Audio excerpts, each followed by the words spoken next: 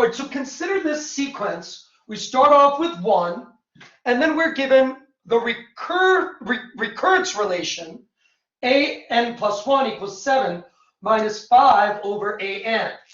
So we would have a2 equals 7 minus 5, which is 2. a3 is going to be 7 minus 2.5, right, which is going to be 4.5, and so on and so forth. It appears to be monotonic, and it's also hard to believe that it's ever going to get greater than 7. So it would appear that it is also bounded. Let's see how we can firmly establish those two statements. We're going to do this by induction. All right, suppose that AK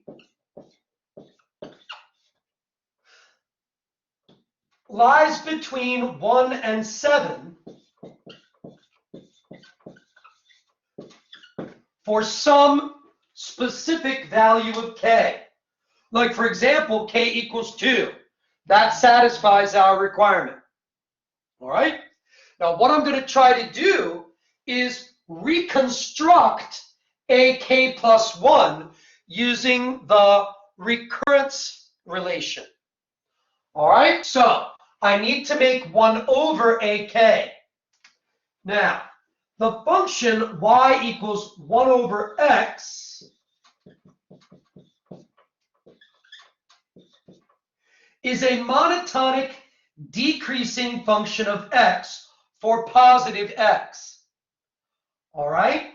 So that means that if A and B satisfy the inequality, A is less than B, the inequality satisfied by 1 over A and 1 over B is the reverse inequality.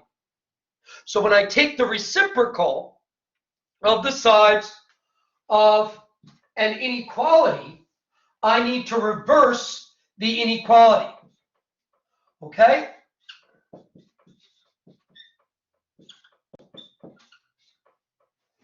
Now I'm going to multiply by -5. Y equals -5x is also a monotonic decreasing function. So once again, when I take that function of an inequality, I must reverse the inequality. So I'll say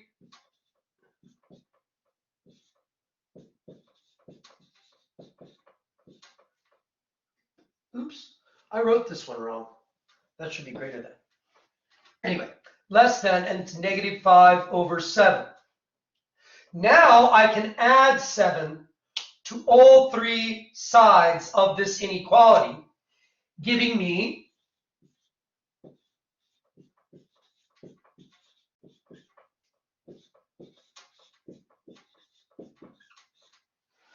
all right? And that tells me that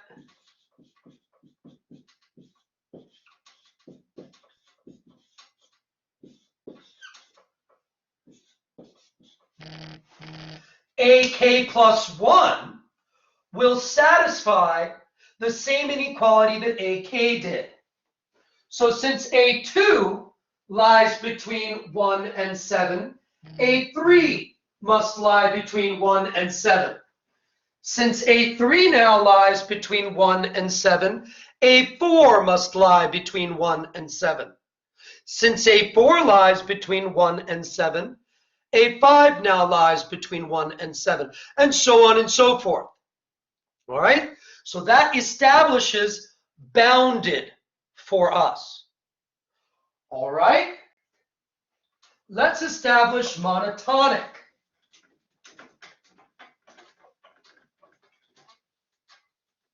Let us suppose that AK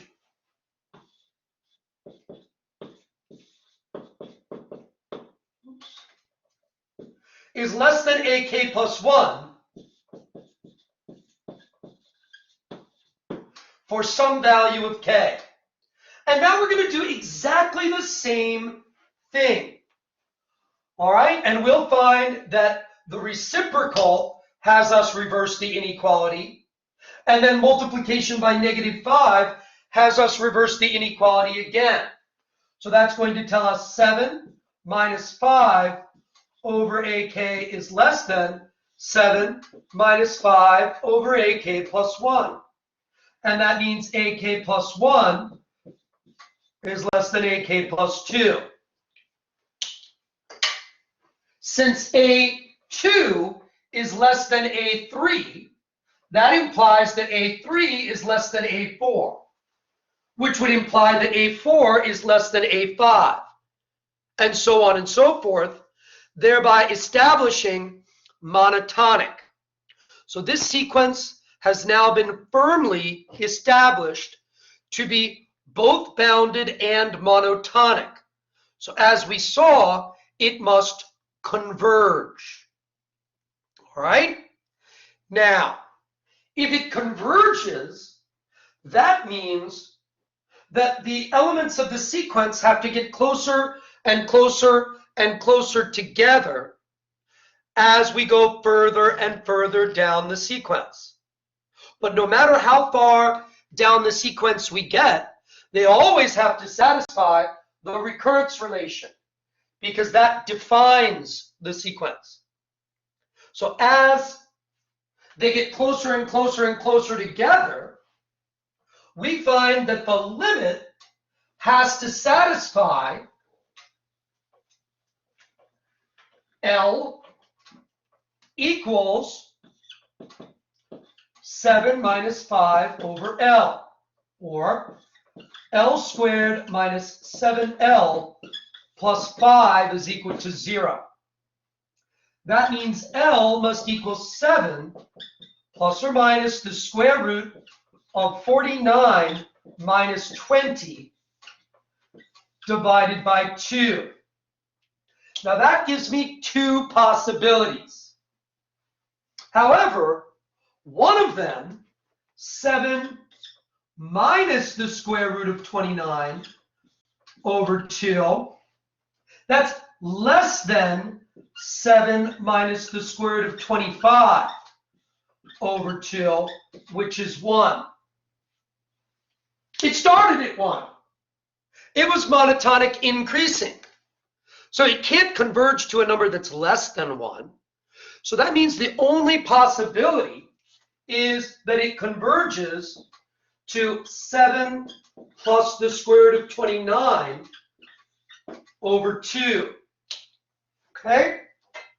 Now, obviously, if you think about it, all of the elements of this sequence are rational numbers, because the first one was rational and the recurrence relation is rational in nature. So what we have here is a sequence of rational numbers that converges to this decidedly irrational number. Okay? Such sequences were used widely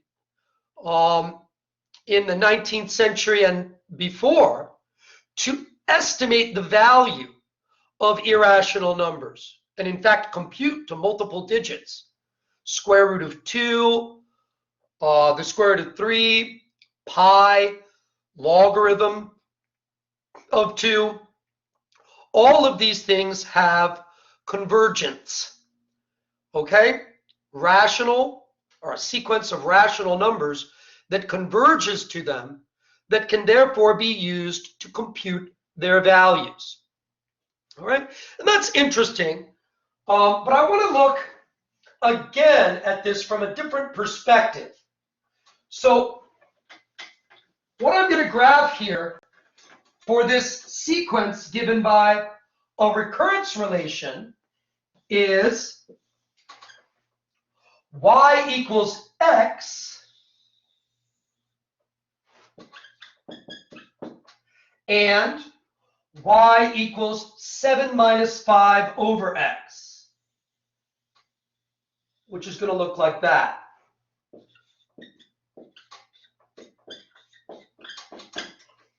All right, now this is a little bit small for us to see it properly, okay? But, yeah, so I'm going to actually zoom in a bit on this region here so that we can see it better. All right, so let's say that the graphs look like this. All right, and here's my axes. I'm not trying to be accurate in exactly where the things are. I'm just trying to show what it looks like here. All right, so let's say that I start at 1. All right, well, the next value, okay, is going to be that one right there. All right, because that's 7 minus 5 over 1. Now I go out to here. My next value will be the value here. So you see what's happening. This is my next value. So I use it as my input. I do that by going over to y equals x. So this is that next value of a, a2. 7 minus 5 over 2 is here. And so that gives a3.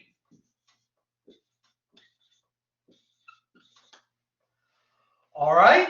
And so then 7 minus 5 over a3 is here. And that gives a4. And you see what's happening.